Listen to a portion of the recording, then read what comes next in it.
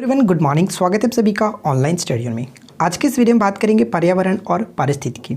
और आपको पता है कि ये टॉपिक हम लोगों ने स्टार्ट किया था, तो इसमें हम लोगों ने दो टॉपिक क्लियर किया, जिसमें देखे थे पर्यावरण और उसके सतत विकास, जो कि टॉपिक नंबर 1 था, और सेकंड टॉपिक था पारिस्थितिकी। पारिस्थितिकी में हम लोगों ने इससे पहले एक टॉपिक किया था जिसमें 40 मोस्ट इंपॉर्टेंट क्वेश्चंस कवर किया था, और ये हमारा इसका सेकंड पार्ट है। और इसका एक पार्ट और आएगा जिसमें हम लोग देखेंगे इससे जुड़ी और भी कुछ इंपॉर्टेंट क्वेश्चंस।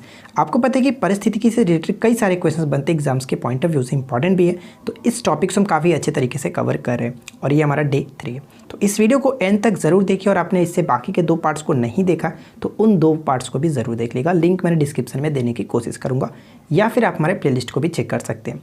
तो फिलहाल चलिए इस वीडियो को शुरू करते हैं।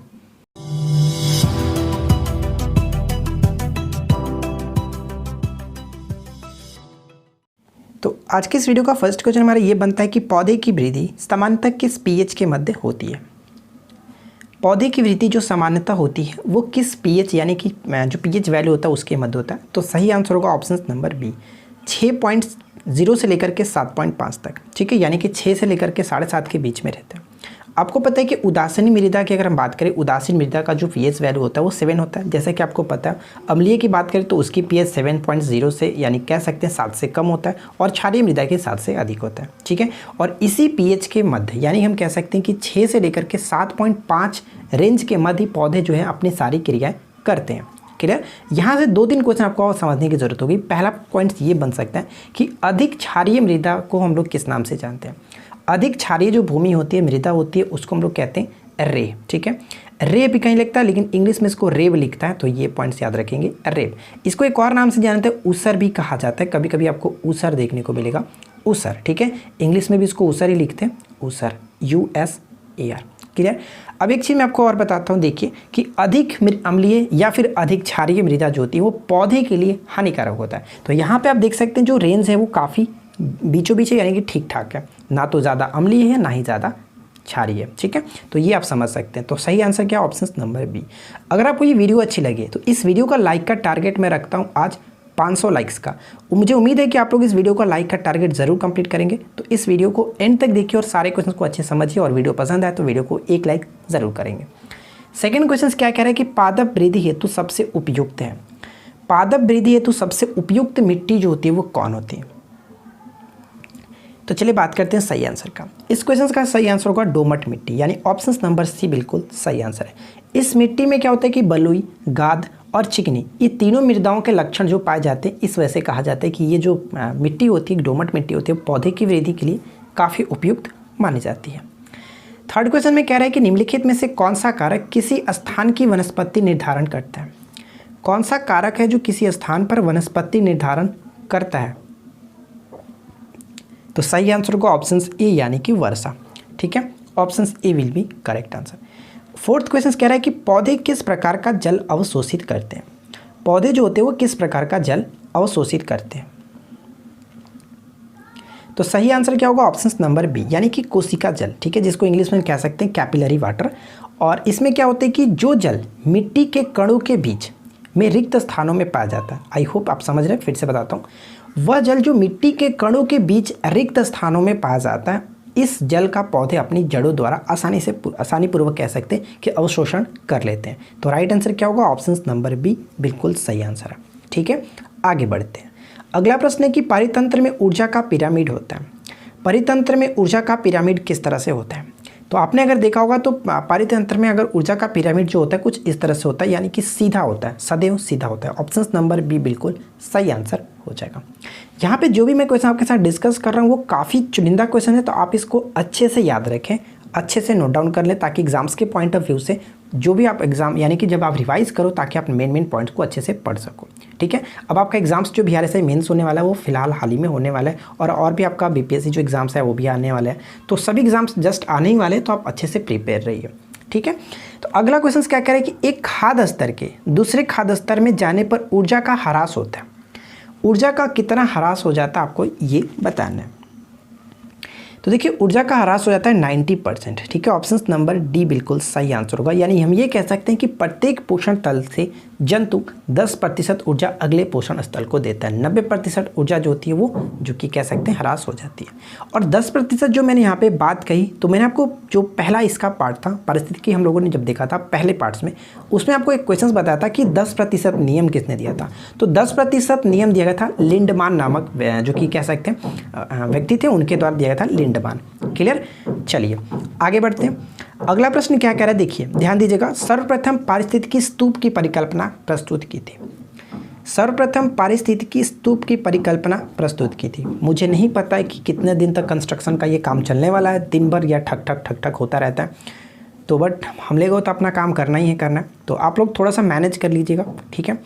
देखिए सर्वप्रथम पारिस्थितिकी स्तूप की परिकल्पना प्रस्तुत की गई थी किसके द्वारा, तो चार्ल्स एल्टन के द्वारा। ऑप्शन नंबर ए बिल्कुल सही आंसर होगा। कब दिए थे इन्होंने, तो 1927 में। ये पॉइंट्स भी याद रख लीजिएगा, ठीक है। चलिए अगला प्रश्न है कि सूर्य प्रकाश में उगने वाले पादपों को क्या कहते हैं। सूर्य प्रकाश में उगने वाले जो पादप होते हैं उनको हम लोग किस नाम से जानते हैं, उनको हम कह सकते हैं आतपोदविद, यानी ऑप्शन ए बिल्कुल सही आंसर होगा। सूर्य प्रकाश में उगने वाले पौधों को आतपोदविद, ऑप्शन ए राइट आंसर है। अगर उसी तरह से हम कह सकते हैं यहाँ पे साइलोफाइट्स क्या होते हैं। साइलोफाइट्स किसे कहते हैं, तो सवाना पौधे को साइलोफाइट्स कहते हैं। और यहाँ पे देखिए कह सकते हैं स्क्लेरोफाइट क्या होता है, स्क्लेरोफाइट झाड़ियों को कहते हैं, झाड़ियों वाले जो पौधे उनको कहते हैं स्क्लेरोफाइट, ठीक है। साइलोफिद का मतलब आप समझ सकते हैं, साइलोफिद मतलब सैल मतलब क्या होता है, चट्टान, ठीक है। अगला प्रश्न नेक्स्ट है कि अधिक वर्षा वाले उष्ण क्षेत्रों में भारी वर्षा होती है, अतः वहाँ वन होते हैं। ध्यान से समझिएगा, अधिक वर्षा वाले उष्ण क्षेत्रों में भारी वर्षा होती है, अतः वहाँ वन होते हैं किस टाइप से, वहाँ जो वन होते हैं वो घास टाइप का वन होता है, यानी कि घास वन। ऑप्शन नंबर सी बिल्कुल सही आंसर होगा, ठीक है। इसके रिलेटेड एक और क्वेश्चन है जो कि हम लोग आगे देखेंगे, तो थोड़ा सा ध्यान दीजिएगा, वहाँ पे मैं आपको समझा दूंगा अच्छे से। नेक्स्ट क्वेश्चन क्या कह रहा है कि लवणीय मृदा में उगने वाले पौधों को क्या कहते हैं। लवणीय मृदा में उगने वाले पौधों को क्या कहते हैं, यानी हेलोफाइट। ऑप्शन ए बिल्कुल सही आंसर होगा, हेलोफाइट। क्लियर। चलिए अगला प्रश्न है कि मृदा परिवर्धन को कहते हैं, मृदा परिवर्धन को कहते हैं क्या कहते हैं, बताइए मृदा परिवर्धन को क्या कहते हैं। तो मृदा परिवर्धन मृदा जनन कहा जाता है। ऑप्शन सी बिल्कुल सही आंसर है, मृदा जनन, ठीक है। नेक्स्ट वन, अगला प्रश्न क्या कह रहा है कि वृहद जलाशयों में अधिकतम तापमान होता है। बृहद जलाशयों में अधिकतम तापमान होता है, कहाँ पे होता है। अगर मान के चलिए कि किसी पॉन्ड में जो कि पानी भरा हुआ है, तो पूरा ये गहरा पानी भरा हुआ है, तो इसके पॉन्ड में जो पानी का सतह है, सबसे ऊपरी सतह पे जो होगा वो तापमान अधिकतम होगा। आपने जनरली ये देखा भी होगा, अगर आप किसी भरे हुए तालाब में अगर उसमें जाते हैं तो उसका ऊपर का जो पानी है वो थोड़ा सा गर्म होगा, लेकिन अंदर की पानी बहुत ठंडी होगी, यानी कि कह सकते हैं कि वो उतना गर्म नहीं होगा। तो ऊपरी स्तर पर उसका तापमान जो कि अधिकतम होता है। ऑप्शन ए सही आंसर है, ठीक है। चलिए नेक्स्ट प्रश्न क्या है, अगला प्रश्न ये बनता है कि दृढ़पर्णी वन क्षेत्रों की विशेषता क्या। दृढ़पर्णी वन क्षेत्रों की विशेषता क्या। ऊपर में हम लोगों ने क्या देखा था, जो घास वन होते थे। घास वन क्या होते थे, देखिए इस क्वेश्चन का राइट आंसर मैं आपको बताता हूँ। पहले इस क्वेश्चन का सही आंसर क्या है, ऑप्शन नंबर बी, यानी कि शरद ऋतु में भारी और ग्रीष्म ऋतु में कम वर्षा होती है। और जस्ट इसका अपोजिट जो होता है, ग्रीष्म ऋतु में भारी और शरद ऋतु में कम वर्षा जो होता है वो घास वन होता है। अधिक वर्षा वाले उष्ण क्षेत्रों में भारी वर्षा होती है, उसको कहते हैं घास वन। जबकि हम यहाँ पे कर सकते हैं कम वर्षा, ग्रीष्म ऋतु में कम वर्षा, उसको कहते हैं क्या, दृढ़पर्णी वन। ऑप्शन यहाँ पे फिलहाल बी बिल्कुल सही आंसर हो जाता है, ठीक है। मृदा में उपस्थित अपक्षयित होते कार्बनिक पदार्थों को कहते हैं, मृदा में उपस्थित अपक्षयित होते कार्बनिक पदार्थों को कहते हैं ह्यूमस। ऑप्शन ए बिल्कुल सही आंसर होगा। नेक्स्ट है कि नाइट्रोजन यौगीकरण करने वाले जीवाणु कौन है। नाइट्रोजन यौगीकरण करने वाले जो जीवाणु होते हैं उसको एजेटोबैक्टर कहते हैं। ऑप्शन ए बिल्कुल सही आंसर होगा, एजेटोबैक्टर, ठीक है। नेक्स्ट वन क्या कह रहा है कि परितंत्र की गतिक हृदय कहलाता है। परितंत्र की गतिक हृदय कहलाता है। तो इस क्वेश्चन का सही आंसर क्या होगा, ऑप्शन नंबर डी, यानी कि ऊर्जा प्रवाह और खनिज चक्र। Option D will be correct answer. Next one है कि परितंत्र में होता है, बताइए कि परितंत्र में होता है, परितंत्र में क्या होता है। तो सही आंसर होगा ऑप्शन नंबर सी, यानी कि ऊर्जा और खनिज दोनों की हानि होती है। ऑप्शन सी सही आंसर है, ठीक है। खाद्य श्रृंखला के आधार पर जीवधारी होते हैं। देखिए आधार पर बात करने के मतलब ये हुआ कि आपको पता है कि सबसे निचले स्तर पर क्या होता है, सबसे निचले स्तर पर हम कह सकते हैं उत्पादक। उत्पादक के अंतर्गत क्या आते हैं, तो प्रकाश संश्लेषी पादप, यानी ऑप्शन नंबर सी बिल्कुल सही आंसर होगा, हरे पेड़ पौधे। ठीक है, ऑप्शन सी बिल्कुल करेक्ट आंसर है। नेक्स्ट वन है कि जीवों के खाद्य स्वभाव में जितनी विविधता होगी खाद्य श्रृंखला उतनी ही होगी। बताइए कि जीवों के खाद्य स्वभाव में जितनी विविधता होगी खाद्य श्रृंखला उतनी ही अधिक लंबी होगी। ऑप्शन बी करेक्ट आंसर होगा। नेक्स्ट है कि किसी परितंत्र में होते हैं, किसी परितंत्र में क्या होते हैं। तो आपको पता है कि परितंत्र जो होता है वो जैविक और अजैविक घटक होते हैं, अजैविक पदार्थ होते हैं, दोनों से मिलकर के बना होता है, इसलिए ऑप्शन नंबर डी बिल्कुल सही आंसर हो जाता है। ठीक है, चलिए नेक्स्ट क्वेश्चन क्या बनता है कि प्रकाश संश्लेषण द्वारा ऊर्जा का कितना प्रतिशत भाग रासायनिक ऊर्जा में परिवर्तित हो जाता है। जब प्रकाश संश्लेषण की क्रिया होती है उस वक्त पूछा जा रहा है कि कितना प्रतिशत जो रासायनिक ऊर्जा में परिवर्तित हो जाती है। तो 1 से 2%, ऑप्शन एक बिल्कुल सही आंसर होगा और ये मोस्ट इंपॉर्टेंट क्वेश्चन है, याद रखेंगे। अगला प्रश्न बनता है कि एक परितंत्र में शैवाल यानी कि हरिकाई का स्थान क्या होता है। हरिकाई का स्थान क्या होता है, तो करेक्ट आंसर किसे टिक करेंगे, ऑप्शन नंबर बी को, उत्पादक। ठीक है, उत्पादक को टिक करेंगे, ऑप्शन बी बिल्कुल सही आंसर है। ठीक है, नेक्स्ट क्वेश्चन। अगला प्रश्न ये है कि संरचना और कार्य की दृष्टि से जैव समुदाय एवं वातावरण एक तंत्र की भांति कार्य करते हैं, इसे क्या कहते हैं। रचना और कार्य दृष्टि से जैव समुदाय और वातावरण का एक तंत्र की भांति कार्य करते हैं, उसे पारिस्थितिकी तंत्र कहते हैं। ऑप्शन बी बिल्कुल करेक्ट आंसर हो जाता है। नेक्स्ट वन क्वेश्चन में क्या कह रहे हैं कि परितंत्र में बाज का स्थान क्या है। ठीक है, बाज का स्थान क्या होता है। तो बाज, आपको पता है कि बाज जो है वो सभी चीज़ों को खा सकता है, यानी हम कह सकते हैं कि वो सर्वोच्च उपभोक्ता होता है। ठीक है, सर्वोच्च उपभोक्ता होता है। जैसे कि उत्पादक को मान लीजिए कोई पेड़ पौधा है, उसको कोई खरगोश खा लिया तो ये तो प्राथमिक उपभोक्ता हुआ, लेकिन खरगोश को कोई जानवर खा लेता है तो वो द्वितीय उपभोक्ता होता है, और मनुष्य जो दोनों को सभी को खाता है तो ये क्या होता है, ये द्वितीय उपभोक्ता के अंतर्गत मनुष्य भी आता है और प्राथमिक उपभोक्ता के अंतर्गत ही आता है। लेकिन जो ये आपका बाज हुआ, इन सभी को क्या कर रहा है कि इसका ये और इसका ये, इन सभी को मिलाकर के इसको कर रहा है, इसलिए ये आपका सर्वोच्च उपभोक्ता हुआ, इसलिए ऑप्शन नंबर बी को टिक करेंगे। ठीक है, चलिए नेक्स्ट क्वेश्चन क्या है कि परितंत्र में मानव है। परितंत्र में मानव, बताइए क्या है। परितंत्र में मानव सर्वाहारी होता है। ठीक है, कोई प्रॉब्लम नहीं है, ऑप्शन ए बिल्कुल सही आंसर होगा, सर्वहारी। अगला प्रश्न क्या है कि पोषण की दृष्टि से अपघटक होते हैं। अपघटक क्या होते हैं, एक होते हैं उत्पाद, एक होता है उपभोक्ता और एक होते हैं अपघटक। तो अपघटक कौन होते हैं, तो मृतोपजीवी, ऑप्शन नंबर डी बिल्कुल सही आंसर होगा। ठीक है, मृतोपजीवी। नेक्स्ट प्रश्न है कि पर्यावरण में अवांछनीय परिवर्तन करने से कौन सा संकट उत्पन्न होने लगा है। पर्यावरण में अवांछनीय परिवर्तन करने से कौन सा संकट उत्पन्न होने लगा है, तो पर्यावरण में छेड़छाड़ करने से पारिस्थितिकी संकट होगा, पारिस्थितिकी तंत्र बिगड़ जाता है, ऑप्शन बी करेक्ट होगा। नेक्स्ट प्रश्न है कि मानव निर्मित पारिस्थितिकी तंत्र निम्नलिखित में से बताइए कि कौन सा है।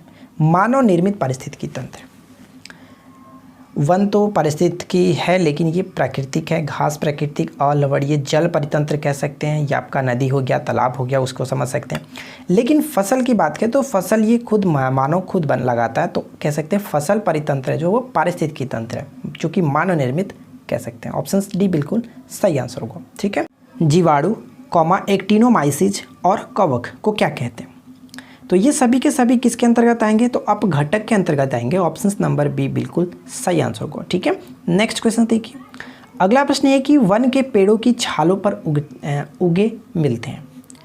वन के पेड़ों के छालों पर उगे मिलते हैं कौन, लाइकेन। ठीक है, अब यहाँ से क्वेश्चन ये बनता है कि लाइकेन जो है वो किसका निर्माण है। इसका निर्माण जो होता है वो शैवाल और कवक के द्वारा होता है, तो ये क्वेश्चन भी बहुत बार पूछा जाता है, याद रखेंगे।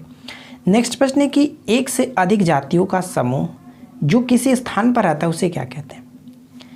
एक से अधिक जातियों का समूह किसी स्थान पर रहता है तो उसको हम लोग कहते हैं जैव समुदाय, ऑप्शन बी बिल्कुल सही आंसर होगा। ठीक है, जैव समुदाय। नेक्स्ट प्रश्न कह रहा है कि मरुस्थल में उगने वाले पौधे कहलाते हैं। मरुस्थल में उगने वाले पौधे क्या कहलाते हैं, और ये क्वेश्चन बहुत बार रिपीट होता है, इसको आप याद रखिएगा। तो इसको हम कहते हैं क्या, जीरोफाइटा, ऑप्शन नंबर डी बिल्कुल सही आंसर होगा। ठीक है, जीरोफाइटा। नेक्स्ट प्रश्न देखिए। अगला प्रश्न ये कि प्रकाश संश्लेषण की क्रिया में कार्बन डाइऑक्साइड का निम्नलिखित में से क्या होता है। प्रकाश संश्लेषण की क्रिया में जो कार्बन डाइऑक्साइड है इसका क्या होता है, रिडक्शन होता है, ऑक्सीडेशन होता है, या फिर दोनों होता है, या इनमें से कोई नहीं। तो जो कार्बन डाइऑक्साइड है CO2 जिसको कहते हैं कार्बन डाइऑक्साइड, इसका जो होता है रिडक्शन होता है, कह सकते हैं कि अपचयन होता है। लेकिन अगर हम जल की बात करें तो जल का जो होता है वो ऑक्सीडेशन होता है। ठीक है, तो यहाँ पे इस क्वेश्चन का सही आंसर होगा ऑप्शन नंबर ए। तो इस क्वेश्चन को आप किसी भी तरह से याद रखेंगे, काफ़ी इंपॉर्टेंट है। प्रकाश संश्लेषण से जुड़ी कई सारे प्रश्न पेपर में देखने को मिलते हैं, तो आप इसको याद रखिएगा। ठीक है, तो इस वीडियो में हम लोगों ने 34 मोस्ट इंपॉर्टेंट क्वेश्चंस को लिया था। आई होप कि आपको ये वीडियो ज़रूर अच्छी लगी होगी। अब आपके लिए एक छोटा सा प्यारा सा 4 क्वेश्चंस मैंने यहाँ पे लिया, जो कि क्यूज़ के रूप में। इस क्वेश्चंस का राइट आंसर आप नीचे कमेंट्स करके बताएंगे कि क्या इस क्वेश्चंस का सही आंसर होगा। पहला क्वेश्चन ये कि प्रत्येक पोषण ताल पर, तल यहाँ पर होना था, तल पर कितने प्रतिशत ऊर्जा जैविक क्रियाओं में उपभोग कर ली जाती है। ऑलरेडी हम लोगों ने क्वेश्चन देखा हुआ था। सेकंड क्वेश्चन ये कि प्रकाश संश्लेषण क्रिया में ऊर्जा का रूपांतरण जो होता है वो किस रूप में होता है। प्रकाश संश्लेषण क्रिया में ऊर्जा का रूपांतरण किस रूप में होता है।